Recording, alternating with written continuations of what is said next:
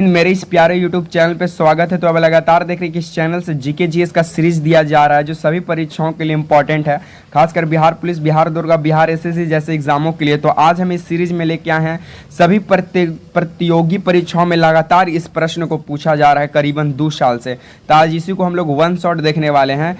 तो चलिए एक मोटिवेशनल कोट से शुरुआत करते हैं मेरे भाइयों एवं बहनों कि हो चुका आगाज रण का, युग बदलने की तैयारी है, इतिहास वही बनाएगा जिसका संघर्ष जारी है। क्या हमने कहा कि हो चुका आगाज रण का, युग बदलने की तैयारी है, इतिहास वही बदलेगा जिसका संघर्ष जारी है। जो भी संघर्ष कर रहे हैं मेरे भाइयों एवं बहनों, आपका संघर्ष, आपका मेहनत कभी भी बेकार नहीं जाएगा। कृष्ण ने साफ साफ भगवत गीता में कह दिया है कि कर्म तेरा ही कल होगा, तुम फल की चिंता मत करो। जो कर्म करेगा उसको तुमको निश्चित कभी ना कभी जरूर फल मिलेगा, लेकिन एक दिन ना एक दिन मिलेगा ही मिलेगा। तो चलिए इसी वाणी के साथ हम मोटिवेशनल कोट को समाप्त करते हैं और अपने प्रश्नों की ओर आगे बढ़ते हैं। हमारा आज का प्रश्न कह रहा है क्वेश्चन नंबर 1 कि दादा साहेब फाल्के पुरस्कार किस क्षेत्र में दिया जाता है। तो दादा साहेब फाल्के पुरस्कार सिनेमा के क्षेत्र में दिया जाता है। और सबसे पहले दादा साहेब फाल्के पुरस्कार किसको मिला था? तो देविका रानी को मिला था। किसको मिला था? देविका रानी को मिला था। सेकेंड नंबर हमारा सवाल कहता है कि सिख धर्म के संस्थापक कौन थे।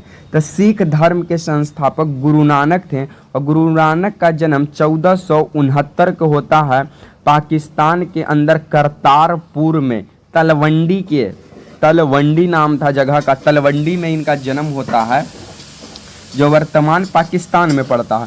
चलिए थर्ड नंबर प्रश्नों की ओर आगे बढ़ते हैं। हमारा थर्ड नंबर प्रश्न क्या कर रहा है, आप लोग गौर कीजिएगा। थर्ड नंबर प्रश्न कहता है कि भारतीय राष्ट्रीय ध्वज की लंबाई और चौड़ाई का अनुपात क्या है। तो भारतीय राष्ट्रीय ध्वज की लंबाई और चौड़ाई का अनुपात 3:2 है। कितना है? 3:2। लंबाई है 3, चौड़ाई है 2। अच्छा, भारतीय राष्ट्रीय ध्वज को डिजाइन करने का कार्य कौन किया था? तो डिजाइन किया था पिंगली वेंकैया करने। भारतीय राष्ट्रीय ध्वज को डिजाइन किसने तैयार किया? तब पिंगली वेंकैया किया था। चौथा नंबर सवाल कहता है कि स्थानीय शासन की सबसे निचली इकाई कौन सी है। तो स्थानीय शासन की सबसे निचली इकाई ग्राम पंचायत है। देखिए हमारे बिहार में जो पंचायती राज है वो 3 स्तर का है। कितना स्तर का है? 3 स्तर का है। 3 स्तर पर लाने का काम कौन किया था? तब बलवंत राय मेहता समिति बिहार में 3 स्तर पर पंचायती राज व्यवस्था लाता है। ग्राम स्तर पर ग्राम पंचायत, जिला स्तर पर जिला परिषद और प्रखंड स्तर पर पंचायत समिति का गठन होता है सर। 5वां नंबर हमारा सवाल क्या कहता है कि प्रसिद्ध नृत्य कथकली किस राज्य से संबंधित है। तो जो कथकली है ये केरल राज्य से संबंध रखता है और कथकली का जो जनक है वो शंकर देव को कहते हैं। किसको कहते हैं? शंकर देव का जनक कहा जाता है कथकली का। कथकली कहाँ का है? केरल का है।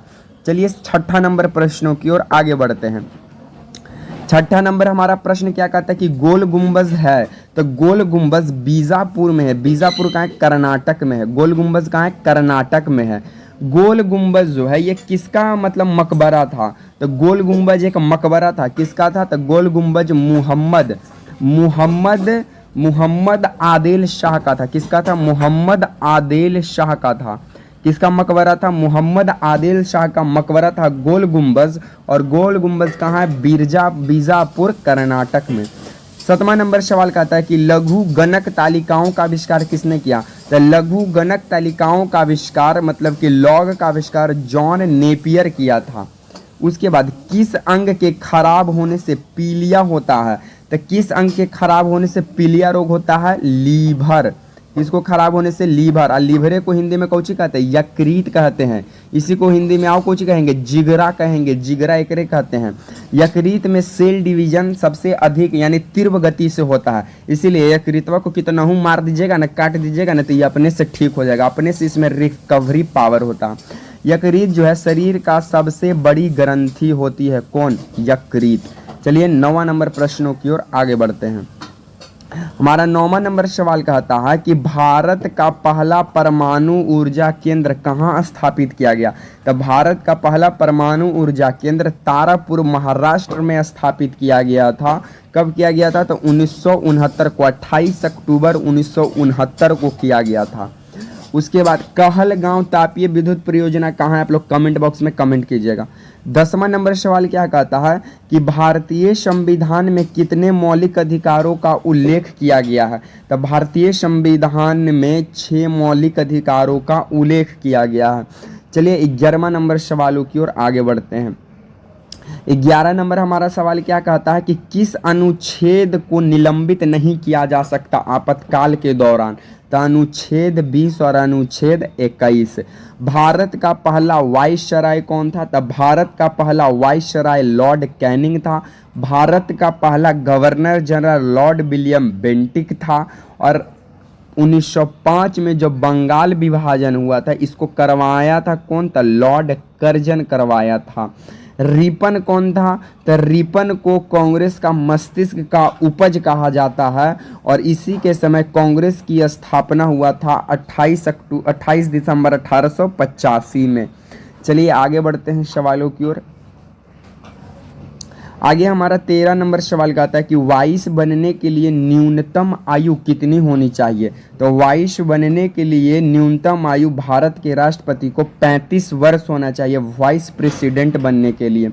भारत में राष्ट्रपति का जो निर्वाचन है ये किस अनुच्छेद से होता है, आप लोग कमेंट में कमेंट कीजिएगा। 14 नंबर सवाल कहता है कि नीति आयोग का गठन किसके स्थान पर किया गया। तो नीति आयोग का गठन योजना आयोग के स्थान पर किया गया और योजना आयोग का गठन किया गया था 15 मार्च 1950 को। और नीति आयोग का गठन किया गया कब। तो 1 जनवरी 2015 को।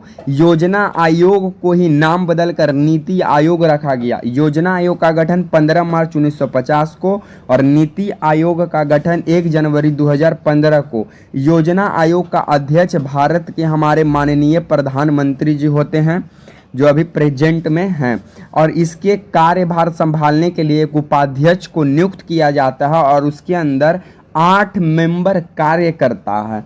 चलिए आगे प्रश्नों की ओर हम लोग बढ़ते हैं 15 नंबर सवाल की ओर। 15 नंबर हमारा सवाल कहता है क्या कि भारत में रीट कितने प्रकार की होती है। तो भारत में रीट संविधान में 5 प्रकार की बताई गई है। 16 नंबर सवाल कहता है कि भारतीय संविधान में कितने मौलिक कर्तव्यों का उल्लेख किया गया है। तो भारत के संविधान में टोटल 11 मौलिक कर्तव्यों का उल्लेख किया गया है। चलिए 17 नंबर हमारा सवाल क्या कहता है। 17 नंबर हमारा सवाल कहता है कि भारतीय संविधान में चुनाव की पद्धति राष्ट्रपति को किस देश से लिया गया है। यानी कि जो भारत में राष्ट्रपति का जो निर्वाचन होता है, जो चुनाव होता है, इसका जो पद्धति है, ये जो पद है वो कहाँ से लिया गया। तो ये आयरलैंड से लिया गया है। तो पूछेगा कि बताइए भारत में राष्ट्रपति का चुनाव का पद्धति कहाँ से लिया गया है। आयरलैंड से लिया गया है। उसके बाद राष्ट्रपति को शपथ कौन दिलाता है। तो राष्ट्रपति का शपथ उस समय का प्रेजेंट भारत के मुख्य न्यायाधीश जिसको चीफ जस्टिस ऑफ इंडिया यानी CJI कहते हैं और अभी वर्तमान में भारत के मुख्य न्यायाधीश सुप्रीम कोर्ट के कौन हैं। तो DY चंद्रचूड़ हैं और यही राष्ट्रपति को क्या दिलाते हैं, शपथ दिलाते हैं। जो भी उस समय का प्रेजेंट मुख्य न्यायाधीश होगा वो राष्ट्रपति को क्या करेगा, शपथ दिलाएगा। उसके बाद बिहार में जो गवर्नर होता है उसको शपथ दिलाने का काम कौन करता है, तो राष्ट्रपति करता है। अगर ऐसा अगर कंडीशन आ जाता है कि देश में राष्ट्रपति का भी पद खाली रहे और उपराष्ट्रपति का भी पद खाली रहे, तो दोनों सिचुएशन में भारत का राष्ट्रपति और उपराष्ट्रपति दोनों का कमान कौन संभालेगा, तो उस समय के वर्तमान मुख्य न्यायाधीश जो रहेंगे वो पद संभालेंगे। चलिए आगे सवालों की ओर हम लोग बढ़ते हैं। आगे हमारा 19वां नंबर सवाल कहता है कि भारतीय संविधान के किस अनुच्छेद में राष्ट्रीय आपातकाल का प्रावधान किया गया, यानी इमरजेंसी भारत में किस अनुच्छेद के दौरान लगाया जा सकता है। तो अनुच्छेद 352 भारतीय संविधान के किस अनुच्छेद में राष्ट्रीय आपातकाल के लिए प्रावधान है, अनुच्छेद 352। 20वां नंबर सवाल कहता है कि उच्च सदन जिसको राज्यसभा कहा जाता है इसमें कितने सदस्य हैं और भारत के राष्ट्रपति द्वारा कितने मनोनीत किए जाते हैं, तो टोटल 12। कितना, 12। चलिए 21वां नंबर सवालों की ओर हम लोग आगे बढ़ते हैं। 21वां नंबर हमारा सवाल कहता है कि भारत का लघु संविधान किस संशोधन के रूप में जाना जाता है, तो 42वां संविधान संशोधन। 22वां नंबर हमारा सवाल कहता है कि जम्मू और कश्मीर राज्य का विधानसभा का कार्यकाल कितना होता है? तो 6 वर्ष का होता है। जम्मू और कश्मीर का राज्य का जो विधानसभा होता है उसका कार्यकाल 6 वर्षों का होता है। चलिए आगे बढ़ते हैं। आगे हमारा 23वां नंबर सवाल कहता है क्या कि अखिल भारतीय सेवाओं के लिए नियुक्तियों किसके द्वारा की जाती है? तो भारत के राष्ट्रपति के द्वारा किया जाता है। अब भारत में राष्ट्रपति बनने के कितनी उम्र चाहिए? 35 वर्ष। शारदा अधिनियम किससे संबंधित है? तो शारदा अधिनियम बाल विवाह से संबंधित है। बाल विवाह पर रोक के लिए कौन सा अधिनियम लाया गया? शारदा अधिनियम। नीति आयोग के अध्यक्ष कौन होते हैं? अभी बताएं कि नीति आयोग के अध्यक्ष भारत के प्रधानमंत्री होते हैं। नीति आयोग के जगह कोची, योजना आयोग की जगह कोची आया? तो योजना आयोग के जगह ही नीति आयोग आया। चलिए 26वां नंबर सवालों की ओर आगे बढ़ते हैं। 26 नंबर हमारा सवाल कहता है कि किस ग्रह को बौना ग्रह कहा जाता है? तो प्लूटो को। किस ग्रह को बौना ग्रह कहा जाता है? प्लूटो को। और ये प्लूटो को ग्रह की श्रेणी से कब हटा दिया गया? तो 2009 में। 27वां नंबर सवाल कहता है कि चीन सागर उष्णकटिबंधीय चक्रवातों का क्या नाम है? तो टाइफून नाम है। 28वां नंबर, ये इंपॉर्टेंट क्वेश्चन है कि चीन सागर उष्णकटिबंधीय चक्रवातों का क्या नाम है? टाइफून नाम है। 28वां नंबर सवाल कहता है कि हिमालय किसका उदाहरण है? तो हिमालय नवीन वलित पर्वत का उदाहरण है। ये नए नए पर्वत बनाए कौन? हिमालय। हमारा 29 नंबर सवाल कहता है कि भारत में सबसे बड़ी सिंचाई नहर कौन सा है? तो इंदिरा गांधी नहर है। भारत में सबसे बड़ी सिंचाई नहर इंदिरा गांधी नहर है, जो कहाँ पड़ता है? राजस्थान में पड़ता है। हमारा इस सीरीज का लास्ट क्वेश्चन 30वां नंबर सवाल कहता है कि भारत में सर्वोच्च नागरिक पुरस्कार कौन सा है? तो भारत में सर्वोच्च नागरिक पुरस्कार भारत रत्न है। इसे कब, भारत रत्न की शुरुआत कब किया गया था? तो 1954 से देना शुरुआत किया गया था। ये 6 क्षेत्रों में दिया जाता है। तो आप यहाँ पे देखोगे कि यहाँ पे कैसे जीके जीएस का सीरीज का डिस्कशन होता है। अगर वीडियो पसंद है तो लाइक शेयर एंड सब्सक्राइब करना ना भूलें।